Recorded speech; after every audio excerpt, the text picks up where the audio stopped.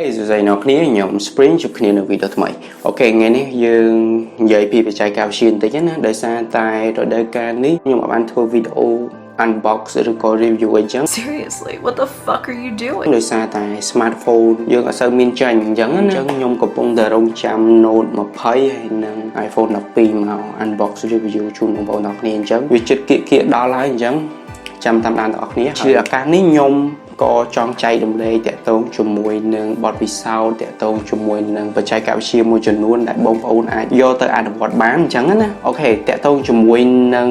អ្នកធ្វើអាជីវកម្មតាមអនឡាញណាគាត់ប្រើប្រាស់តាក់ទងជាមួយនឹងប្រព័ន្ធប្រតិបត្តិការទូទាត់ប្រាក់តាមរយៈ Visa Card ហើយនិង Master Card មែនអត់អញ្ចឹងបងប្អូនឈប់ប្រើលក្ខណៈ Visa Card និង Master Card directly ផ្ទាល់តែម្ដងទៅម្ចាស់អាជីវកម្មមួយចំនួន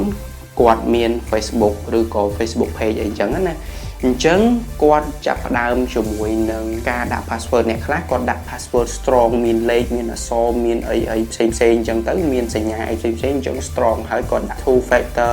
verification verify ជាមួយទូរស័ព្ទពេលយើងគេ log in ចូលវាផ្ញើលេខកូដមកទូរស័ព្ទអញ្ចឹងយើងអាចដឹងមុនអញ្ចឹងណាអញ្ចឹងវាផុយស្រួយមែនតើអ្នកខ្លះគាត់ដាក់បង្កើត Facebook ដាក់ password អីធម្មតាអញ្ចឹងគាត់បង្កើត page បង្កើតអីទៅគាត់ដាក់ payment method Visa ហើយនិង Master Card ដែលយើងប្រើសម្រាប់ទូទាត់ប្រាក់ដែលយើងប្រើសម្រាប់ទៅដកប្រាក់យើងប្រើសម្រាប់ទៅដាក់ប្រាក់យើងប្រើសម្រាប់ទៅ transfer លុយទៅកាន់ដៃគូអាជីវកម្មរបស់យើងអញ្ចឹងណាសិនបើ hacker គាត់ hack ទៅកាន់ចូល Facebook page របស់យើងអញ្ចឹង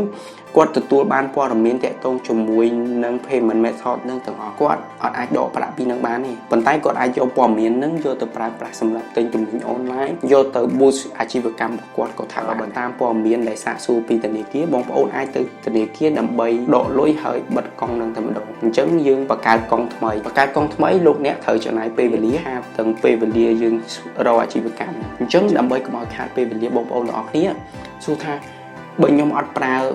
Visa Card ហើយនិង Master Card តើខ្ញុំអាចប្រើអីផ្សេងបានអញ្ចឹង Facebook វាមានប្រតិបត្តិការតាក់ទងមួយ PayPal អីផ្សេងច្រើនណាអញ្ចឹង Western Union អីចឹង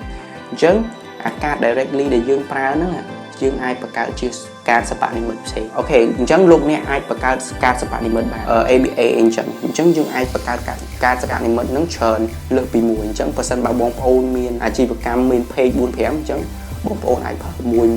អញ្ចឹងទៅអញ្ចឹងបើសិនបើមានបញ្ហាអីគេ hack ចូលដើម្បីយកព័ត៌មានយើងអាចបិទភ្លាមបានហើយយើងអាចដាក់លុយចូលទៅក្នុងហ្នឹងបាទសម្រាប់ព័ត៌មានបន្ថែមបងប្អូនអាចទៅសាកសួរទៅតាមធនាគារដែលបងប្អូនប្រើប្រាស់អីចឹងណាព្រោះខ្ញុំអាចប្រាប់ទាំងអស់បានទេតាក់ទងជាមួយនឹង privacy របស់ខាងផ្សេងខាងធនាគារអីផ្សេងអញ្ចឹងណាបងប្អូនអាចទៅសាកសួរព័ត៌មានបន្ថែមទៅតាមធនាគារអីចឹងទៅតាក់ទងជាមួយការសិប្បនិម្មិតហ្នឹងអញ្ចឹងអ្វីដែលខ្ញុំចង់ចែករំលែកគឺមានតែប៉ុណ្្នឹងឯងសង្ឃឹមថាវីដេអូនេះអាចជួយបងប្អូនបានតិចតួចទាក់ទងជាមួយនឹងបច្ចេកវិទ្យាវីដេអូមានតែប៉ុណ្្នឹងឯងហើយជួបជាមួយខ្ញុំ Spring នៅវីដេអូបន្តទៀតអរគុណ